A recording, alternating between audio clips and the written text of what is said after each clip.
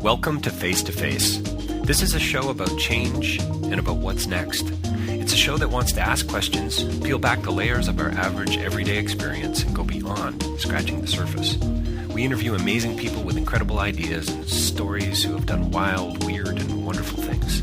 Remember that imagination shared creates collaboration, and collaboration creates community, and community inspires social change. I'm David Peck, and this is Face to Face.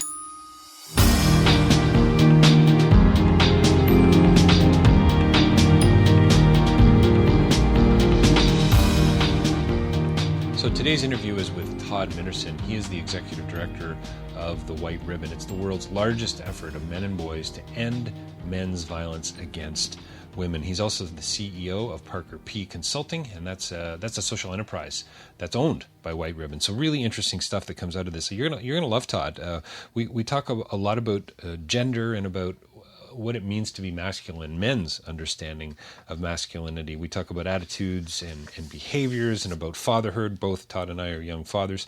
We talk a lot about stereotypes and about why Todd was wearing a pink shirt for the interview. We talk about gender tests for films and this idea of calling out versus calling in. Todd talks a great deal about his mentor and the founder, Jack Layton, and who said that you got to have a dream that's going to last longer than your lifetime. Lots here for everyone, and like I say, I think you're going to enjoy Todd and what he has to say. Check them out online. White Ribbon, Todd Minerson, the executive director, coming up shortly. DavidPeckLive.com for more information about my writing and my other podcasting, and do stay tuned.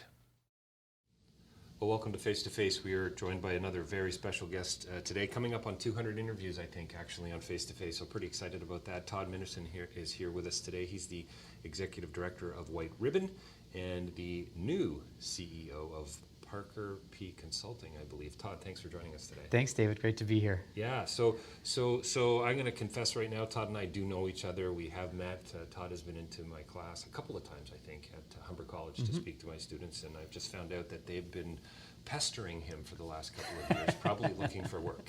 Looking for work and looking to change the world, which is a Nice. Beautiful thing, and you never want to see people stop having that desire Yes, pestering, to do small that. p. Yeah, Yes, exactly. yeah, and capital P for passion. Yes, there you go. Yeah, cool.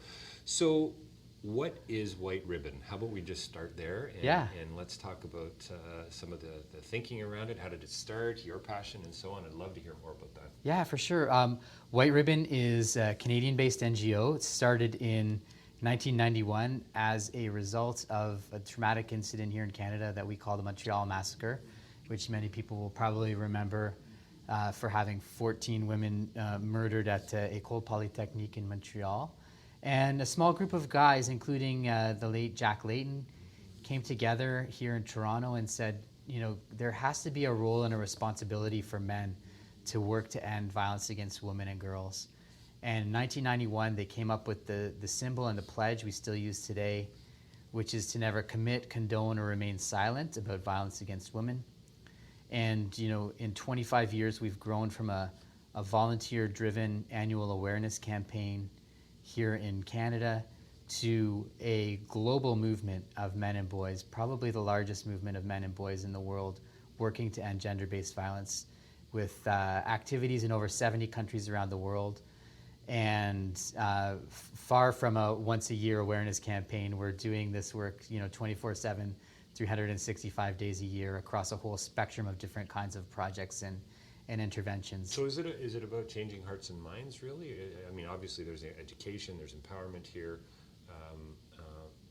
This is around the world too, isn't it? This is not just about in a Canadian context. No, it's definitely around the world. It's for sure about changing hearts and minds in the way we think about changing attitudes and behaviors of men. Transitioning from a narrative that says you're just part of the problem to one that you're part of the solution.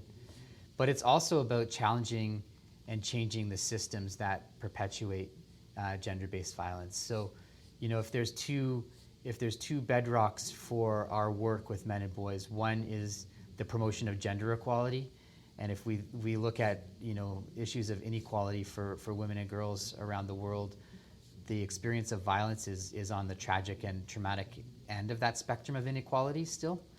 And the other kind of... So equality is directly connected, or gender inequality is directly connected in your mind to violence. Absolutely. Yeah. And I mean, we can look at it from two angles, that particular aspect. We can say, you know, if we look around the world where there's reduced incidences of violence against women and girls, it's places where all other gender equality indicators are really high, right? So where women are doing better economically, where they have more access to political and economic decision making, there's less violence. It's one of the only correlations that we can find around the world.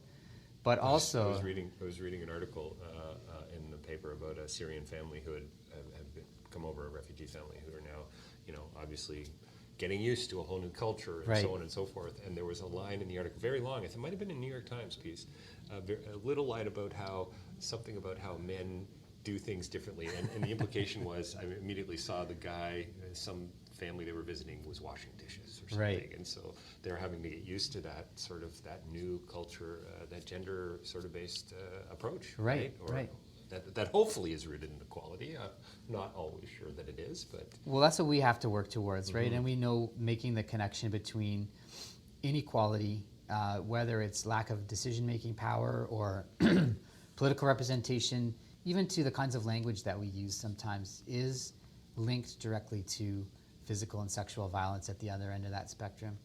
So that's one aspect, but the main thing that we actually work on is try to work on men's own understanding of masculinity and you know what takes an innocent 3-4-year-old boy to an adult who may choose to use violence against women. Something happens in that time. And for us, it's these harmful and sometimes violent ideas of masculinity that can contribute to, you know, that transition for a young man to... nobody's born a rapist, nobody's born an abuser. But there are, you know, social norms, social conditioning around masculinity that so for you, that's clear, move it along that, the way. That it's not a genetic thing. It's not. This is something. This is nurture. This is not nature. This is, or would you say? If we exclude like the psychopaths and the sociopaths of the world, yeah.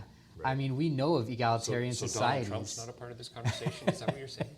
Yeah. I'm going to be careful about that. I lost the crowd the other day because I made a Trump joke. Oh, come on, seriously? Yeah. That's awesome. Yeah, that Can was... you tell the joke now? Well, no, it was off the cuff. It was nothing, but a few people afterwards said, hey, we're Trump supporters, so you lost me there. Wow. So very interesting. Interesting. Now, just Canadians keep politics or at it. Canadians.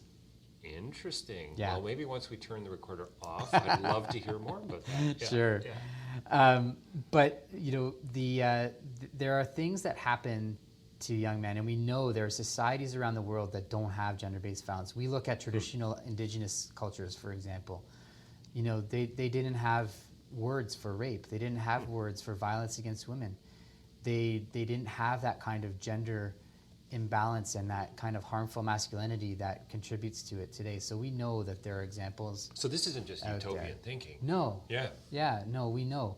And the evidence base around preventing gender-based violence tells us this too. We know that if men have better attitudes around equality, around respect, around consent, that they're less likely to perpetrate violence against women. So and I'm not trying to sort of polarize the conversation because it's got to be complex, right? And it's never an either or, it seems to me, in development. And when it comes to these kinds of issues, very systemic, very connected, everything, right, matters. Yeah. You know, you're not going to just blame video games. You're not going to just blame film. You're not going to, you know, hold journalists responsible for what they report on, right? Where does that kind of thinking sort of begin? Great question. Is it at home? I'm going to send you an image of a slide that I use. It's an actual exercise we do in a classroom, and it was an exercise we did with some grade 6 boys. And we call it the man box. And so we start with a blank chalkboard, and we write the words real man on the top. And this is grade 6 boys. So, you know, we have kids around this age, right? They're 11, 12 years old. Yep. And we ask them, you know, what does it mean to you to be a real man? What do you call it again? The real man box exercise? Yeah, the man box exercise. The man box exercise. Yeah. Sounds like a campaign of a sort. Yeah. Yes. Yeah. Okay. Like and so, you know, we ask them what it means to be a real man. In the space of 10 minutes, they can fill up that chalkboard. Strong, aggressive, tough, have to like sports, you're the payer, you have a bad reputation, you know. Drinks export ale. Yeah, all unfortunately, they go to a lot of the negative expectations about what it means to be a real man. That gives us an opportunity to discuss why there aren't more positive things. It gives us an opportunity to discuss, is this the narrative? Is this the story that you're told about what it means to be a man at age 11, 12 years old? But then we also ask them a couple of other questions, key questions. One is, what happens to you if you can't meet up to these expectations? And these young men are very quickly able to identify isolation, teasing, bullying, harassment. We see them identifying homophobia there, not as a tool for discrimination against gays and lesbians and transgender people, but as a tool for policing masculinity, right? So if you're not man enough, you're a wimp, you're a fag, you're a sissy. My son, 10, came home, used the word fag in context. What does that mean? In a conversation with me and kind of saying, Dad, what's this all about, sort of. And my response was, I smiled and I said, Spencer, I can't even believe that's still being used. I mean, that was 40 years ago when I was growing up in grade school, grade 4, 5, and 6. And we're 40 years later, and it's kind of like the old jokes, or you see your daughter playing a game on the street with her friends, and you go, oh yeah, we used to play that, right? And you go, we haven't moved on from that? It's a powerful tool to control masculinity, as well as a discriminatory tool against LGBT folks, right? And then on the other side of the chalkboard, we ask them, so where does this come from, guys? You're not born like this. And they, to your question, are able to say it comes from school, media, parents, family, religion, work, economy, cartoons, violence, you name it, right? So from a very early age, we're conditioning our children by gender, and they know it. That's the takeaway here. They know it and they understand it. And when we work with young men and boys to unpack and critically think about some of those things, it's amazing how they can then turn it around and say, yeah, I don't want to be part of this system, because actually now I can see not only how it harms the women and girls in my life, but also how it harms us as men and boys. So are we talking about things like as simple as boys not being allowed to wear certain colors, play with certain toys? As simple as that, as think about boys don't cry, right. Man up, tough it out. And this is to your earlier comment about language. Yeah. Deeply ideological, right? Deeply all these influential. Things, all these things influence. Now, Todd, isn't it? Our boys. It's not the one-offs either, is it? It's the cumulative nature of all this, and how. So it's not just about the fact that you maybe play a violent video game necessarily, but when you combine that with all these other things connected into our culture, it starts to take a real effect. For sure, and those cumulative effects are what we call the social norms, right? So here's an example. This cannot be attributed to one single thing, but think about the different language that we use around promiscuity, for example, right? So what do we call a young man who has lots of girlfriends? We call him a stud, a player. We celebrate it almost, right? It's something that adds to his credibility in terms of his gender identification. And it's expected. It really is expected, isn't it? And men lie about it to make that expectation seem, more credible. Right. What do we say about young women who have multiple partners, right? There's a very different categorization, slut, whore, like very negative. Yeah, incredibly negative. Right? So neither of those things have a singular cause, but it is that cumulative effect that makes them into the powerful social norms that they are, and that then contribute to this condition where some men think it's okay to use violence against women. So we're trying to unpack, unravel, dissect, dissipate, eradicate all of that business, and that's the work that we're doing at White Ribbon. So much to talk about, but the violence thing really is kind of interesting to me, because there are, I would imagine, billions, maybe hundreds of millions of men who aren't taking it to that next. So they're probably sexists, and I mean their ideas about women are flawed, and so on and so forth, and yet they're not crossing that line into violence. Why not? What is it? Is it there's a small portion of it's the a population? Really great question. I think there definitely are a vast majority of men who are never going to use violence. Yeah. There's a lesser majority of men who don't participate in sexist language or activities. There's an even lesser proportion of men who actively work to eliminate some of those things, right? My father wouldn't have probably let me wear a pink shirt. Right. Right? But I don't think he would have ever been violent, right? I mean, Right, that's right, a bit right, of a right. leap, obviously. Yeah. And we're having a bit of fun here with this thought experiment. As I sit in my pink shirt. That's right. Yes. For the listeners. That's right. Excellent. Nice Yeah. work. No, I You mean, did that on purpose. my father would be of the same generation, right? But for example, while my father would never have used violence ever against my mother, they have a beautiful relationship. My father would hold these kinds of beliefs. I remember this conversation distinctly with him.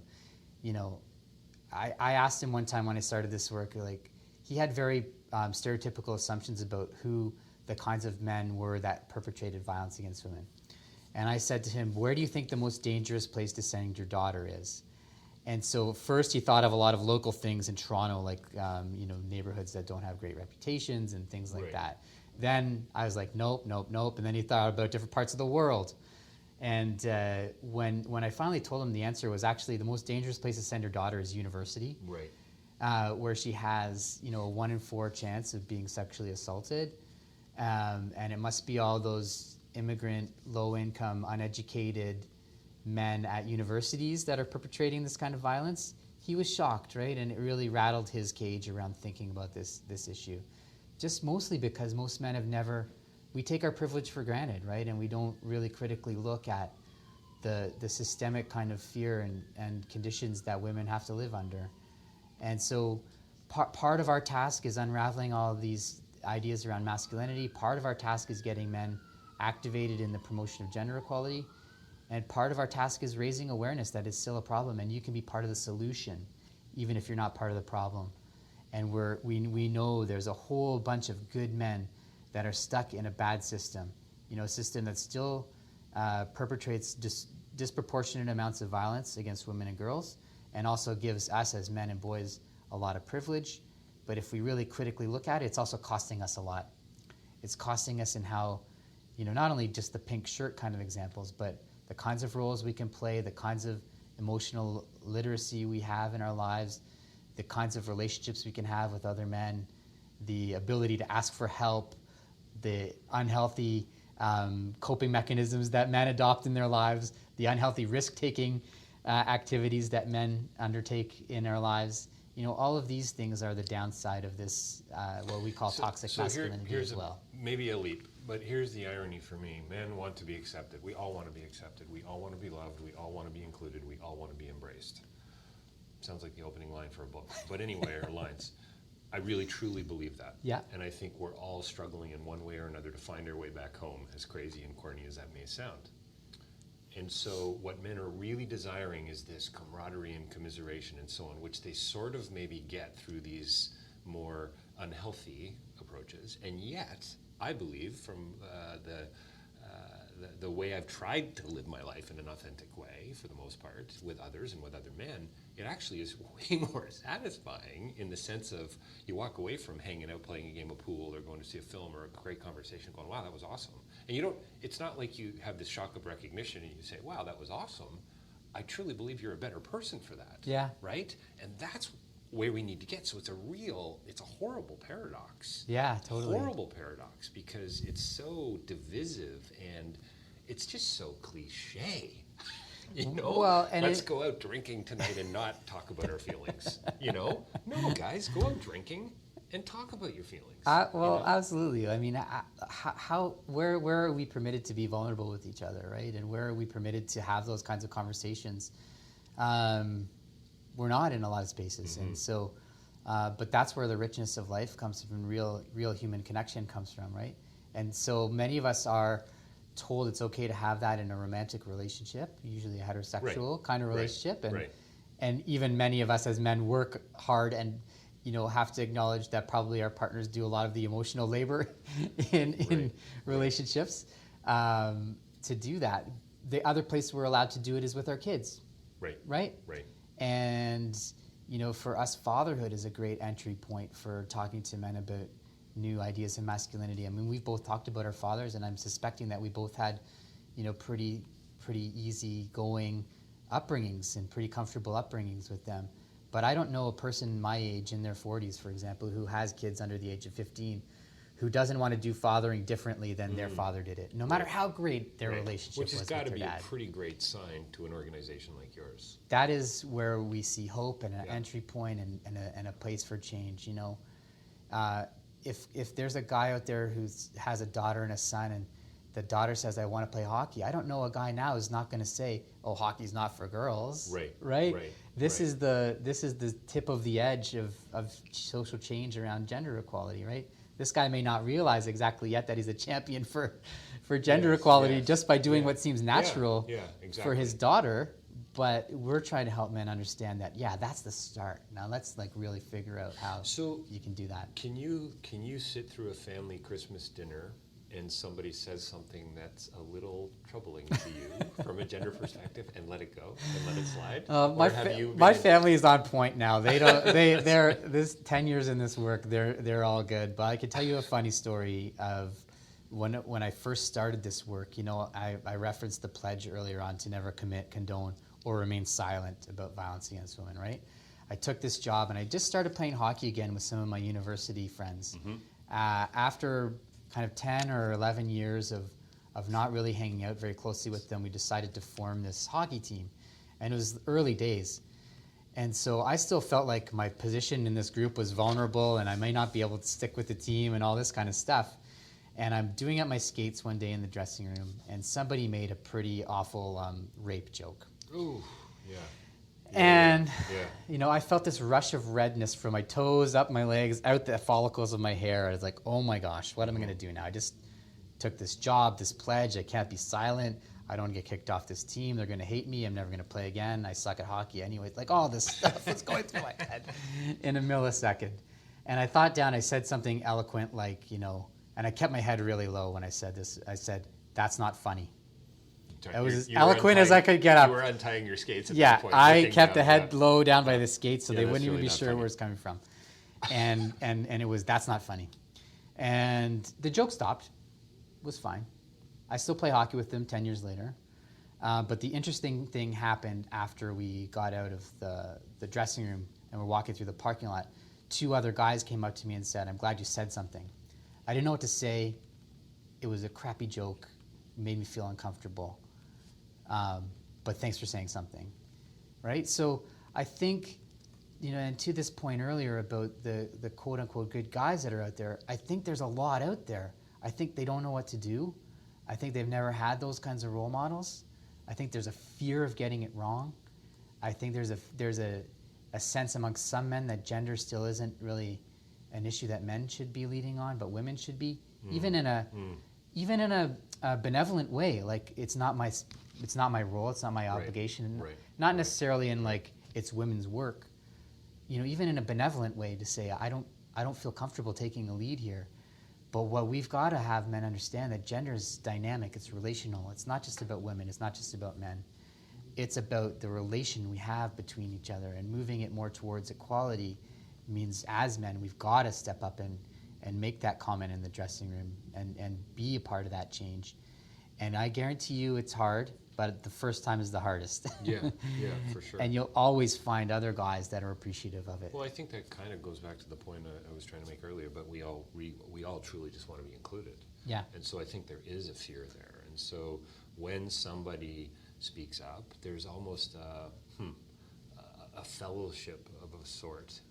Because I've been in situations like that where people have said after a talk, or "Wow, I'm so glad you mentioned that." Yeah. So and I know there are lots of us around where things like that have happened. Teachers that we've had in the past, you know, a public speaker who says something that, you know, that really needed to be said, that spoke about that elephant in the room or that untruth, right?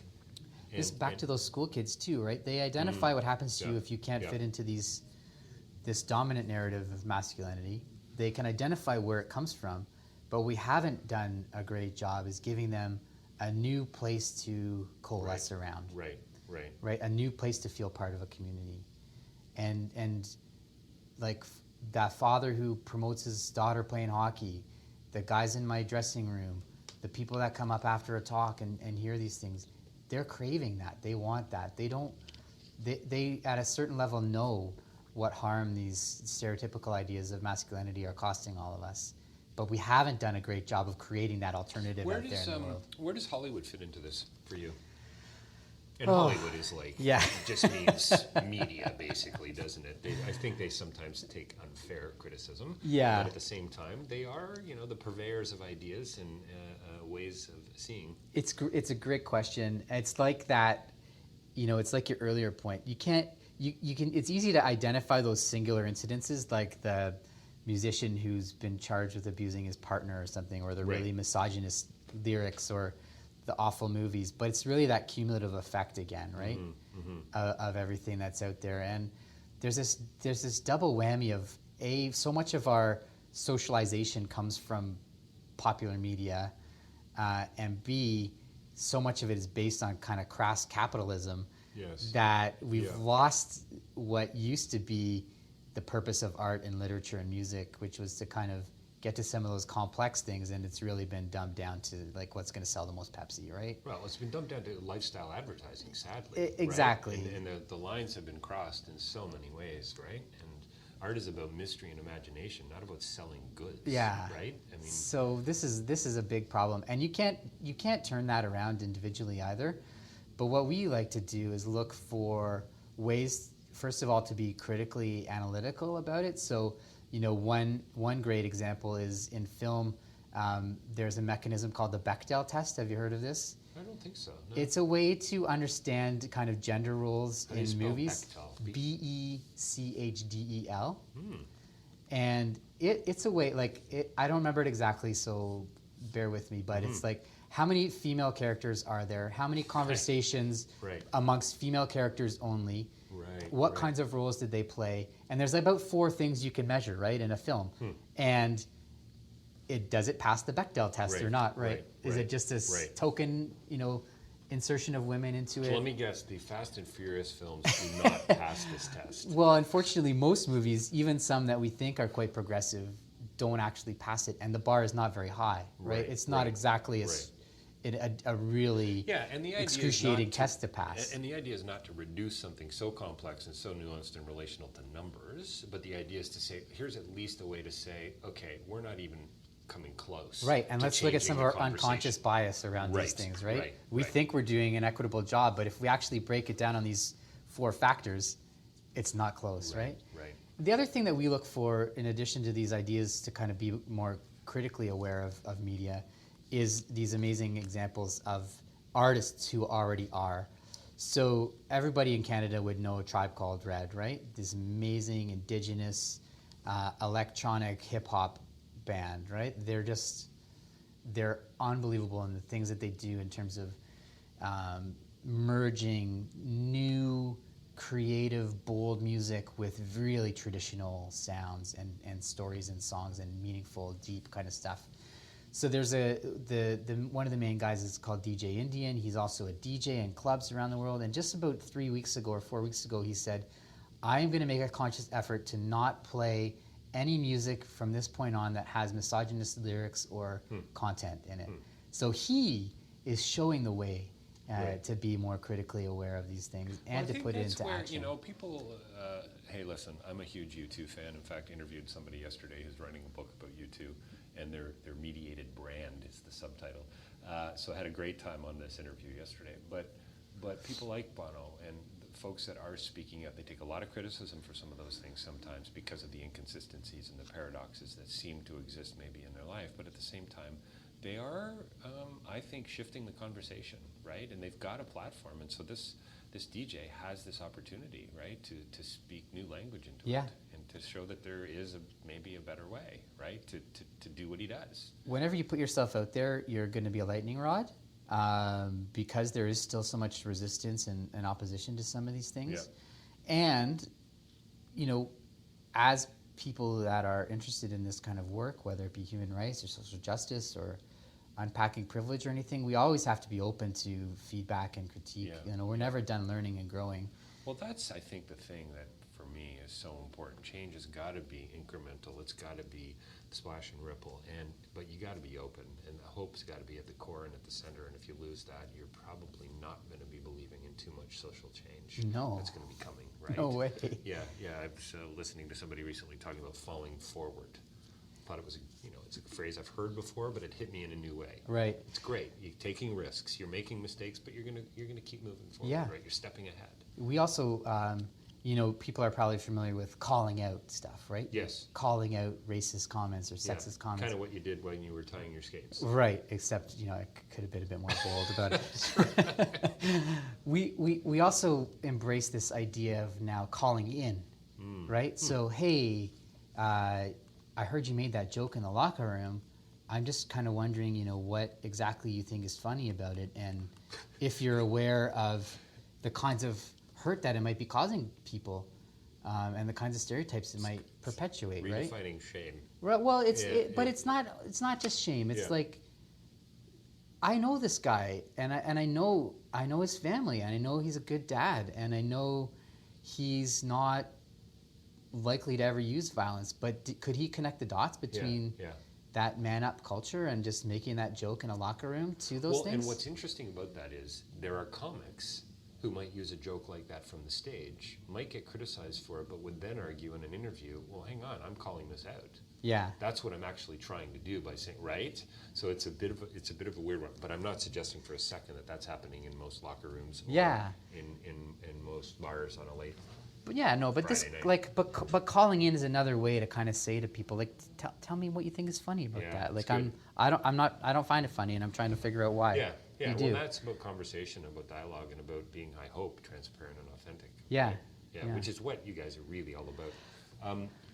So tell me more about White Ribbon and Walk a Mile in Her Shoes, and you've got a new consulting social enterprise you're working. things are going pretty well around here. We're the busy. White ribbons, by the way. I'm sitting in the boardroom, and there are no damn white ribbons. There's a high-heeled shoe over there, and Oh, we'll get you one. We'll get you one on your way out. Maybe we should get a photo of you with the shoes on. Sure. I'm sure you have a few. I do. I have my son says in the car, "Daddy, are those your work shoes?" And I'm like, "Yes, they are, son. Yes, they are." Things are great at White Ribbon. We're very busy. It's a combination of 25 years of hard work, and also the changing times we're in. You can't open the news these days without a new and different incident of unfortunately violence against women, and high-profile ones at that over the last little while. But in a way, as sad as it is that it takes those high-profile incidents, the conversations are changing, right? And the tone is changing, and the impetus to do things has changed. So, we run about 5 or 6 project-specific initiatives here, funded from different levels of government, on sexual violence prevention and working with the education sector, and a project called It Starts With You, It Stays With Him, which was about how men can play an active role in the lives of young men around promoting gender equality and respect. But we're also doing some work around growing and strengthening the evidence base for prevention work with men and boys. So we're working on a national community of practice with about 9 organizations across Canada, developing tools and toolkits for best practices in communities that want to do this work. We're also increasingly trying to engage non-traditional partners in this change. And so we've been working with the private sector in a number of spaces. We've been working with a mining company for the last 4 years around how to develop community-based, gender-based violence prevention responses in those communities where they work. And those were three-year projects in Papua New Guinea, Nevada, and Zambia that showed great potential, not only for how a company can invest in prevention in those communities, but how it can really make a difference in a way that no other institution could intervene in those places. And a lot of people believe that development really, the future of development is going to have to be about that coming together, that ecology of commerce, which I often talk about, Paul Huckin's phrase, the coming together of that sort of development and aid sector with the corporate capitalistic sector that says we can kind of do this together by changing the tone of the conversation and by doing things just a little bit differently. Not only do it together, but help private sector come to the space where they understand that it's part of their social license to operate. Well, why can't it be best practice? And where it's good business. Yeah, exactly. That's the thing that moves the decision makers in those spaces. But the saying, an ounce of prevention is worth a pound of cure. Companies are learning the hard way. If they don't do meaningful work around issues like gender-based violence, when they do have an incident, it cost is not only financial but reputational, I'd like shareholder, and so on. Well, and huge community. social implications. Like I'd like to think our kids are not going to want to work for that company. Yeah. Right? And I think that is coming. Retention and recruitment of staff, employment, employee engagement and happiness, all of those things increasingly add to that business case for doing this kind of stuff and doing it right. Not, moving beyond the PR campaign and into meaningful partnership development work and policy level change. And so to that end, we've just launched a for-profit social enterprise wholly owned by White Ribbon called Parker P Consulting. And we're working with private sector, with post-secondary institutions, with legacy institutions like the armed forces and police forces to look at really how to do deep culture change around gender equality and engaging men and making their workplaces not only safer for women but more inclusive and more equitable and better for men as well. It's I love the fact that you guys are growing. I love the fact that there seems to be an ethos of hope. Yeah. That you're smiling. Like what is it that gets you out of bed in the morning? And I think I sort of know the answer to that, but I guess maybe the other side of that coin, and I don't really believe in the two-sided coin metaphor, by the way. But what is it that you see as a wedge, other than, I guess, culture and the violence itself? What's getting in the way of getting this work done? And I think the follow-up is, are you out of a job one day? Well, we joke around here. That's our mission, is to put ourselves out of work. We also, from my mentor Jack Layton, and one of the last conversations I had with him before he died, I was expressing my frustration with him, like, Jack, it's just such a huge job. How are we ever going to get there? And he said to me, you've got to have a dream that's going to last longer than your lifetime, or else you're not working on the really important issues. So, unfortunately, this may last longer than my lifetime. I'll be very happy to put myself out of work in this line of work anytime in the near future. And the progress, the partnerships, the willingness to do the meaningful work is what gets me out of bed in the morning. The barriers, the wedges, the things that are still in the way, unfortunately, there's still a lot of lack of awareness around the issue of violence against women, the scope. A lot of people feel like, oh, we're done with that. Like, we don't have that issue here anymore, right? Like, right, we've solved that problem. Right. This is still a problem, not for me. The other kinds of barriers, challenges, are helping men see the role they can play, helping change this dynamic from one of apathy or othering the situation to, it's not me, it's those guys, go talk to them, to it may be those guys, but I can help change things. And we constantly struggle with how to get men activated on this. There's a long list of things that get in the way of that, lack of involvement or mobilization, or community work for men in general, challenging our own privilege, the lack of role models in it. So that for us is really one of the hugest barriers. But the hope comes from working with these young guys who are doing the chalkboard exercise. They get it, and once you help them see the world that way, they don't go back. They can't look back. Moments, right? Yeah, that's kind of the stuff that gets you going. I remember having an professor at York, mass media and ideology. He looked like Karl Marx, and I remember asking him after a class once, it seems like you've got a very, disinterested bunch in the class. And I was riveted. 3-hour lectures just nonstop. Probably too much for most, but I loved it. I ate it up. And he said, listen, if I get through to a couple people in a class, I've learned. It's taken me years to learn that you land a couple, right? You connect with a couple, and you've kind of done your job. And it's a hard lesson, I think, right? Because I don't know about you, but I want to change the world. But I'm, as lofty and crazy and moronic almost in some respects that is, you realize that it is the little things, man. It's the taking time with your kids. It's reflecting. It's shaking a hand well. Yeah. It's making eye contact, smiling. I mean, simple, silly. Speaking up in that locker room. Exactly, right? That is going to change the world. And you gotta believe. I love Layton's comment. Yeah. You gotta have a dream that's gonna last long. Otherwise, and that's all hope driven, right? Yeah. So we need to wrap it up, sadly, and we're gonna have to do a part 2. That is I'm getting a T-shirt made up, by the way, that says we're gonna have to do a part 2 because To be continued? I don't like ending these conversations. I hate it, but we've gotta shut it down Sure. somewhere. The GO train ride is only so long, right? The most important question, though, I've been dying to ask you is, what color of high heels do you prefer to wear? Oh, well, see, I have 2. I have Okay. I have the bright red 6-inch stilettos for our Walk a Mile in Her Shoes event, and I use those for all my media engagements. It's kind of with our logo and such. But I I have calluses on your feet. Well, no, but I've gotten wise.